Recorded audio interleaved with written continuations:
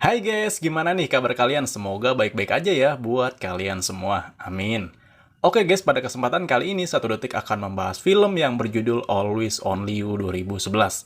Film ini menceritakan tentang seorang petarung yang mencintai gadis tunanetra. Sebesar apa sih pengorbanannya? Yuk kita langsung aja ke filmnya.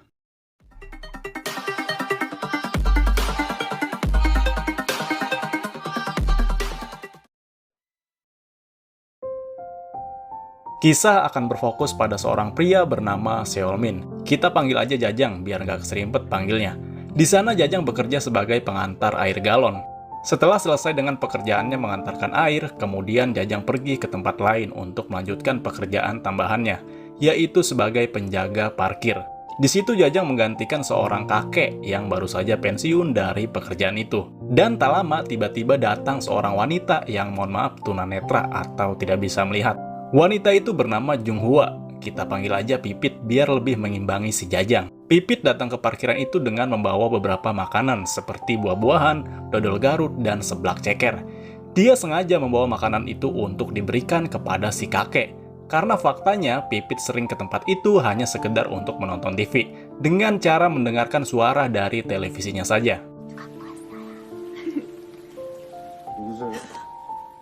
Namun ketika Jajang berbicara, Pipit terkejut dengan suara yang belum pernah ia dengar dan terasa asing di telinganya. Lalu Jajang mengatakan bahwa si kakek yang biasa bekerja di tempat ini sudah berhenti dan digantikan oleh dirinya. Karena merasa malu, Pipit pun mengambil kembali makanan yang sempat ia berikan kepada Jajang. Kemudian ia memutuskan untuk pulang saja karena belum tahu sosok seperti apa si Jajang ini.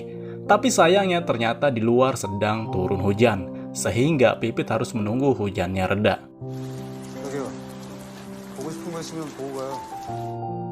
Sebagai seorang laki-laki yang memiliki empati dan budi pekerti yang tinggi, Jajang menyuruhnya untuk masuk kembali sambil menunggu hujan reda. Dia juga memperbolehkan Pipit untuk menonton film kesukaannya, yaitu drakor.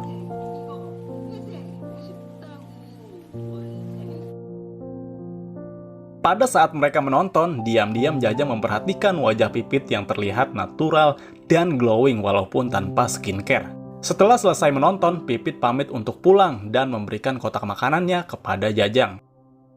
Scene kemudian berpindah ke sebuah tempat latihan tinju, di mana di sana terlihat seorang direktur dan pelatih tinju. Kita panggil aja si pelatih Asep Gaok. Terlihat mereka sedang melakukan latihan untuk ajang pertandingan MMA.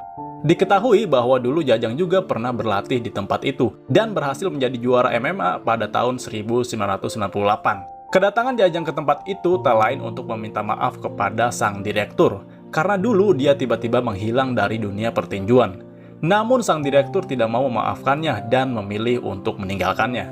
Kemudian Jajang diperkenalkan pada orang-orang yang berada di sana. Tapi ternyata dia bertemu dengan Min Taesik, kita panggil aja Udin Tato biar agak sereman dikit.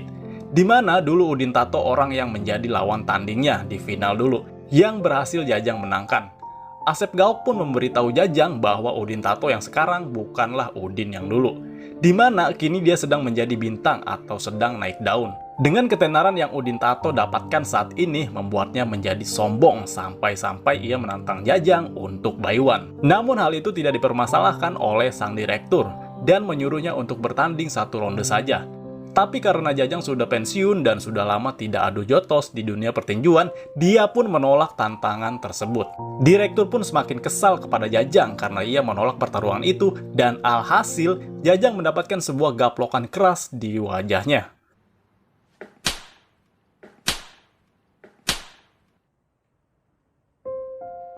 Singkat cerita, malam pun tiba. Jajang dan Pipit kembali menonton drakor seperti wanita pada umumnya. Tapi bedanya, Pipit tidak seselebrasi dan sehisteris zaman now. Namun kali ini Pipit meminta jendelanya dibuka saja karena ia mencium ada aroma-aroma tidak sedap yang membuatnya tidak nyaman. Yang ternyata aroma itu berasal dari kaos kaki Jajang yang belum dicuci selama 2 bulan. Setelah selesai nobar drakor, Pipit yang belum sempat mengenalkan dirinya akhirnya memberitahu namanya kepada Jajang.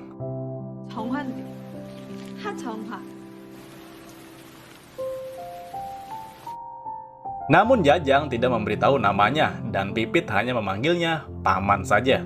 Sesampainya di rumah, Pipit sedang mencari lubang air yang tersumbat kain. Tapi karena tidak bisa melihat, Pipit pun malah terpleset.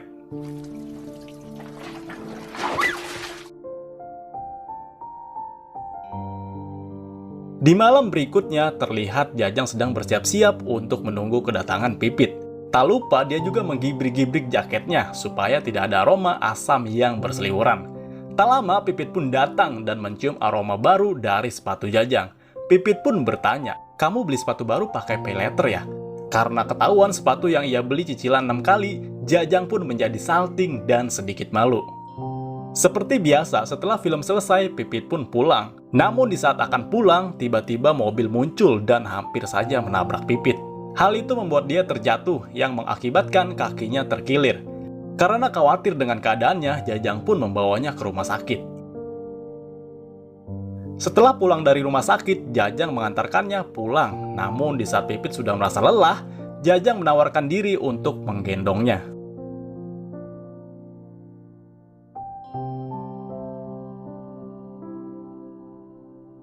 Di tengah dengkul yang hampir copot, lalu muncul seorang bocil jahil yang dengan sengaja mencoblos bokong Jajang.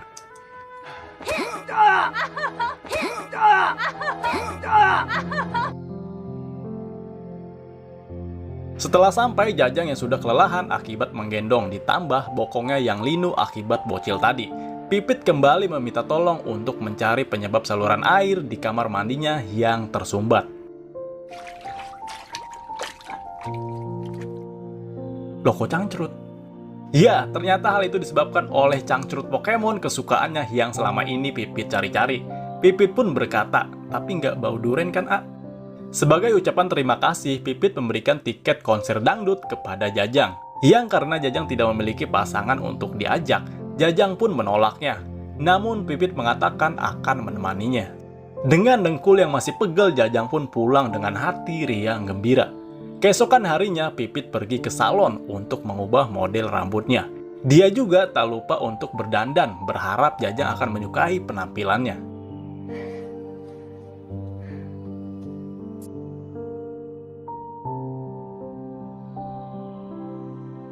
Mereka kemudian pergi ke sebuah konser musik dan menikmati alunan musik di sana. Terlihat Pipit yang begitu menghayati musik itu.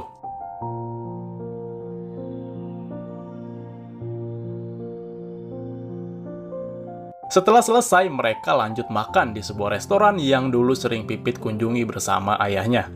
Berharap mereka bisa saling mengenal dan lebih dekat lagi. Kemudian Pipit bertanya kepada Jajang tentang masa mudanya. Lalu Jajang menjawab dengan sikap yang dingin. "Apa kamu suka ngurusin hidup orang lain?" Mendengar jawaban Jajang barusan membuat Pipit sedih dan kecewa. Setibanya di apartemen Pipit, Jajang yang merasa bersalah pun menjelaskan bahwa dulu dia adalah seorang petinju dan masa mudanya memang buruk. Tapi dia tidak ingin mengingatnya kembali, maka dari itu dia merasa tidak pantas untuk bersama Pipit. Keesokan harinya seperti biasa, Pipit menjalani hari-harinya dengan bekerja sebagai customer service di sebuah perusahaan. Namun terlihat bosnya Pipit memiliki ketertarikan padanya. Terlihat saat dia memijat pundaknya. Di tempat lain, Jajang sedang bersama sang direktur dan juga Asep Gaok, pelatih tinjunya, untuk kembali meminta maaf dan menjelaskan mengapa dulu dia tiba-tiba menghilang dan tidak memberi kabar kepada mereka. Jajang menceritakan setelah pensiun dari MMA, dia sempat bekerja sebagai penagih hutang Bang Emok, yang mana saat itu ia tengah menagih seorang pria, kita panggil aja Padayat. Jajang menagih dengan cara memukulinya dan membawanya ke apartemen miliknya, di mana pada saat itu Padayat tidak mampu membayar hutang-hutangnya. Tapi tiba-tiba polisi datang dan mengetuk pintu. Yang mana hal itu digunakan Padayat untuk bunuh diri dengan cara membakar dirinya sendiri dan loncat dari lantai atas melalui jendela. Dan itulah penyebab dia bisa dipenjara. Tapi untungnya setelah kejadian itu, Padayat ternyata masih selamat dan hanya meninggalkan bekas luka bakar di sekujur tubuhnya. Yang ternyata Jajang juga sering menjenguknya.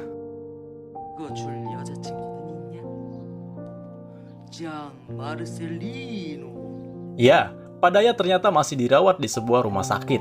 Di sisi lain, Pipit yang baru saja pulang kerja, dia kemudian dikejutkan dengan keberadaan bosnya yang sudah berada di depan apartemen miliknya, dengan membawa sebotol Amer di tangannya. Si bos pun memaksa untuk masuk ke dalam. Setelah di dalam, si bos mulai mengeluapkan kekesalannya pada Pipit yang selalu menolak ajakannya. Karena pengaruh Amer, si bos kemudian mencoba mencicipi apem milik Pipit dengan cara pemaksaan. Namun untung saja, di detik-detik hutan milik Pipit akan dijelajah, tiba-tiba Jajang datang dan langsung menghajar si bos hingga babak belur.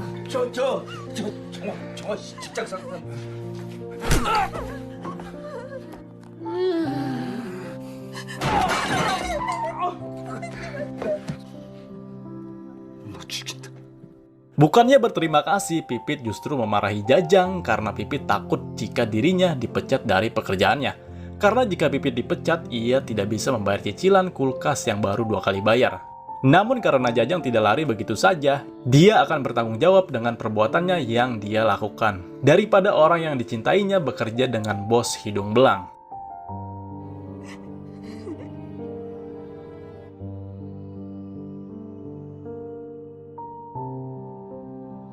Singkat cerita, Pipit yang beberapa hari tidak bertemu, akhirnya Pipit kembali mendatangi Jajang dan memberitahu bahwa dia telah mengundurkan diri dari pekerjaannya, hingga akhirnya mereka pun berbaikan lagi. Keesokan harinya, Jajang membelikan seekor anjing untuk menemani Pipit yang diberi nama Dingga. Jajang kemudian membawa Pipit ke sebuah danau, di mana tempat itu sering ia kunjungi ketika masih di panti asuhan dulu. Lalu Pipit meminta untuk dicarikan batu yang ada di tempat itu untuk dijadikan sebagai pengingat antara mereka berdua yang akan mereka bawa kemanapun mereka pergi. Singkat cerita, Jajang meminta izin kepada sang direktur dan Asep Gaok untuk terjun kembali ke dunia MMA, di mana dia melakukan hal itu agar bisa menghasilkan uang yang lebih banyak untuk memenuhi kebutuhan Pipit dan dirinya. Jajang pun mulai melatih fisiknya kembali.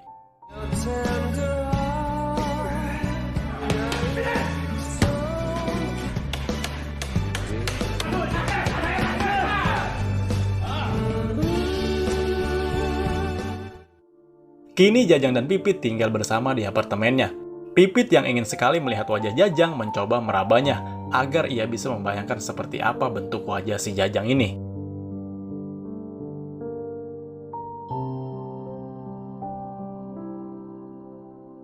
Di keesokan harinya, Pipit mengajak Jajang untuk melihat abu orang tuanya yang sudah meninggal. Kemudian Pipit menceritakan bagaimana dirinya bisa buta hingga orang tuanya meninggal dunia. Pipit menceritakan pada saat itu mereka sedang mengendarai mobil. Ketika hujan akan turun, dia melihat seseorang yang terbakar dan menjatuhkan diri dari sebuah apartemen. Oleh sebab itulah perhatian Pipit teralihkan hingga membuat mobil mereka tertabrak, yang mengakibatkan orang tuanya meninggal dunia, dan Pipit juga harus kehilangan penglihatannya. Terungkap sebuah fakta bahwa ternyata itu adalah Jajang yang sedang menagih hutang kepada si Padayat. Karena si Padayat tidak mampu membayar hutang-hutangnya, ia pun memutuskan untuk mengakhiri hidupnya. Namun tanpa disadari, hal itu juga membuat kedua orang tua Pipit meninggal. Dan Pipit berhasil selamat namun dengan kondisi tidak bisa melihat.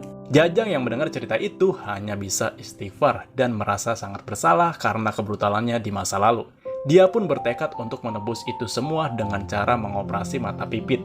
Walaupun membutuhkan uang yang sangat besar, Jajang akan tetap berusaha bagaimanapun caranya. 사람도 보내주지. Keesokan harinya, Jajang mencoba membujuk Pipit agar dia mau dioperasi. Pipit sempat menolaknya karena biaya yang cukup besar.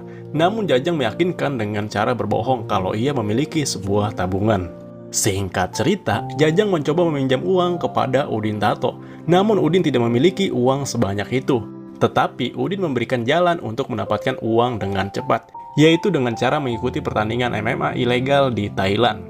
Karena hal itu cukup beresiko, Jajang kemudian membakar semua barang-barang miliknya, termasuk kartu identitas miliknya. Hal itu dia lakukan karena dia tidak ingin orang-orang di sekitarnya dalam bahaya, terutama Pipit. Kemudian Jajang mulai berpamitan kepada orang kepercayaannya, yaitu Asep Gaok, dan menitipkan nomor rekeningnya untuk biaya operasi yang akan ditransfer kepadanya setelah pertandingan selesai. Setelah itu dia menemui Pipit yang akan melakukan operasi matanya, di mana Pipit berharap setelah selesai melakukan operasi, Jajanglah orang pertama yang dia lihat.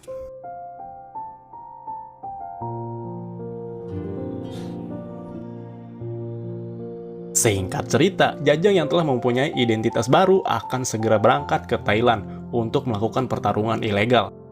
Setelah sampai di sana, dia ditemani oleh Udin Tato dan langsung memulai pertarungannya.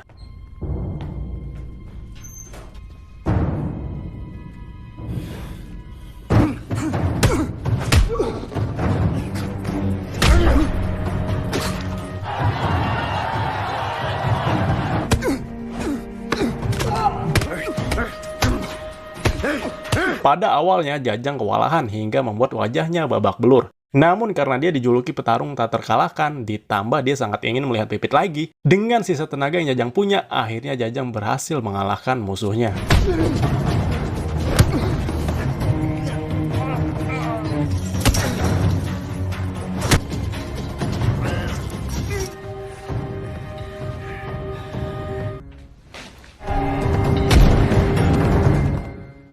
Sedangkan Udin Tato yang bertaruh untuk kemenangan si botak hanya bisa bengong melihat uangnya lenyap.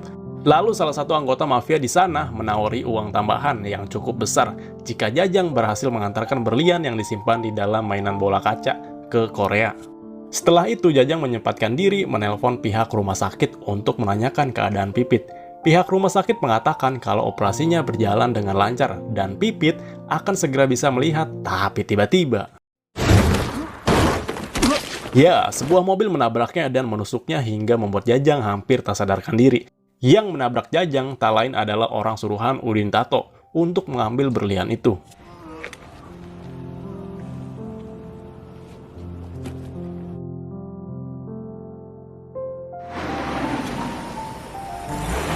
Sementara itu, Pipit yang selesai dioperasi, dia pun perlahan-lahan membuka matanya. Pipit pun senang karena ia bisa melihat lagi, namun ia juga sedih karena Jajang yang dicintainya tidak ada di sana. Setelah pulang dari rumah sakit, Pipit kemudian berusaha mencari Jajang yang tidak kunjung ada kabar. Lalu Pipit pergi untuk meminta bantuan pada polisi. Namun karena Pipit tidak mengetahui identitas dan wajah Jajang, polisi pun tidak bisa membantunya. Setelah tidak berhasil menemukan Jajang, Pipit mendapatkan kabar buruk dari pengelola apartemen. Kalau ia harus pindah karena apartemennya akan dibongkar dan terpaksa Pipit harus pindah ke tempat baru.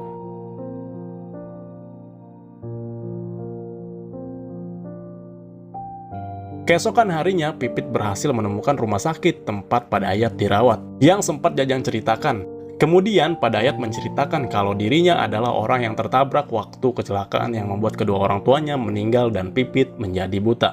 Rupanya Jajang telah banyak menceritakan tentang Pipit kepada Padayat yang sudah Jajang anggap sebagai orang tuanya sendiri. Setelah menceritakan semuanya, Pipit hanya bisa bersedih, namun ia juga tidak bisa menyalahkan siapapun karena kalau sudah takdirnya seperti itu, tidak ada yang bisa disalahkan. 2 tahun berlalu, kini Pipit sudah mempunyai toko souvenir yang sukses di mana itu adalah impian Jajang dan Pipit sewaktu mereka bersama. Lalu kemudian Pipit pergi ke rumah sakit karena ia sekarang menjadi seorang relawan di rumah sakit itu untuk memijat para pasien di sana karena pijatan Pipit yang tidak ada duanya. Ketika ia mengunjungi salah satu pasien yang sering ia pijat, Pipit melihat pasien baru yang sudah terbaring di sana.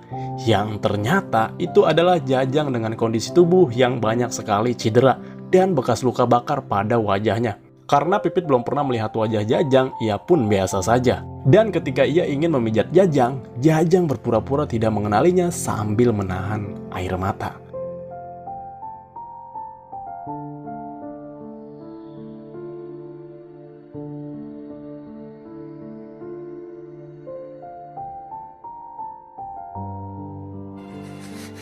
Singkat cerita, Jajang yang sudah bisa berjalan, namun dengan bantuan tongkat. Dia kemudian mencari toko Pipit dan berhasil menemukannya, yang hanya ada teman Pipit saja di sana. Lalu kemudian Jajang membeli barang, dan diam-diam mengambil kura-kura peliharaannya dulu. Ketika berada di tengah jalan, anjingnya yang pernah dia berikan kepada Pipit menggonggong, menghampirinya seperti mengenali majikannya. Pipit pun menghampirinya dan meminta maaf kepada Jajang. 어디까지 가세요? 제가 모셔다 드릴게요. Rupanya Pipit belum menyadari bahwa itu adalah Jajang, sosok yang ia cintai, sosok yang selalu setia dan membuatnya bisa melihat lagi seperti sekarang karena pengorbanannya. Setelah itu Pipit kembali ke tokonya, namun ketika menyadari kura-kura peliharaannya hilang, Pipit sangat syok ditambah anjingnya yang terus menggonggong tidak seperti biasanya. Disitulah Pipit mulai menyadari kalau anjing mempunyai ingatan yang kuat kepada majikannya. Lalu Pipit bertanya kepada temannya apakah ada orang memakai tongkat yang datang ke sini. Ketika temannya menjawab ya, Pipit langsung berlari mencarinya karena baru menyadari kalau itulah sosok Jajang, orang yang ia cari-cari selama ini.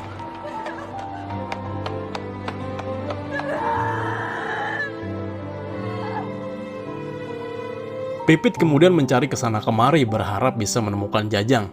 Dia juga menghubungi pihak rumah sakit untuk menanyakan keberadaan Jajang. Namun sayangnya ternyata Jajang sudah pergi dari rumah sakit sejak 2 hari yang lalu.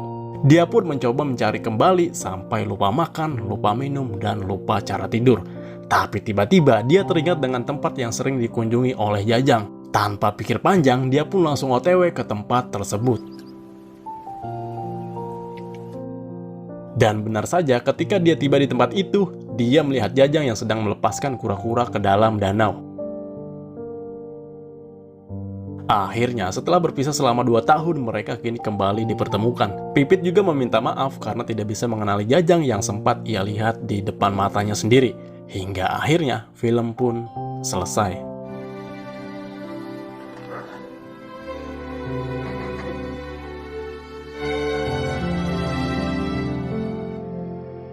Gimana nih guys filmnya? Seru kan?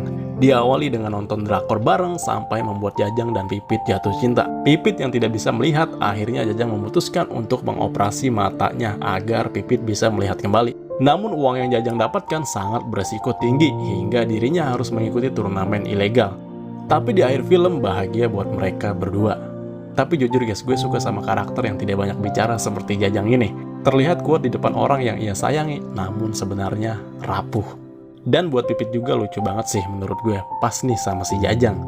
Oke, mungkin segitu aja untuk video kali ini. Gue Bayu Kusuma dari 1 Detik, pamit undur diri. Bye-bye.